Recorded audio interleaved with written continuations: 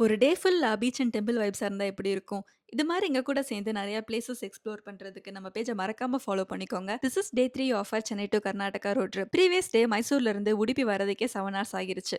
நாங்க டைரக்ட்டா ஸ்டேக்கு போகாம, அது கிட்ட இருந்த படுபித்ரி பீச்ல சன்செட் பார்த்துட்டு போகலாம்னு டிசைட் பண்ணோம். சன்செட் பார்த்துட்டு கொஞ்சம் சில் பண்ணிட்டு கிளம்பிட்டோம். நெக்ஸ்ட் டே மார்னிங் நாங்க போன ஃபர்ஸ்ட் பிளேஸ் காப் பீச். இங்க யூனிக் ஆர்க்கிடெக்சர்ல லைட் ஹவுஸ் பில்ட் பண்ணி வச்சிருந்தாங்க.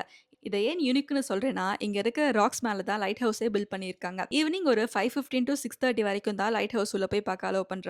அப்புறம் இந்த பீச்ல இருக்கிற ராக்ஸ் எல்லாம் பிளாக் கிரானைட்ஸ்னால ஃபார்ம் ஆகியிருக்கு. ஓவரால் இந்த பீச் கொஞ்சம் டிஃபரெண்டா நல்லா இருந்துச்சு. நெக்ஸ்ட் நாங்க போன பிளேஸ் உடுப்பியோட ஃபேமஸான டெம்பிள் உடுப்பி கிருஷ்ண மாதா டெம்பிள் தான். உள்ள போறப்போ கண்டிப்பா சுடி ஆர் ட்ரெடிஷனல் ட்ரெஸ்ல தான் போகணும். இல்லனா உள்ள அலோவ் பண்ண மாட்டாங்க. அண்ட் இங்க போட்டோகிராஃபி, வீடியோ ரெக்கார்டிங்லாம் அலௌட் இல்ல. இங்க ஒரு 1 ஹவர் ஸ்பெண்ட் பண்ணிட்டு நெக்ஸ்ட் மால்பே பீச்சுக்கு கிளம்பிட்டோம். இங்க என்ட்ரன்ஸ்ல இருக்கிற பீச்ல கிரவுடா இருந்துச்சு.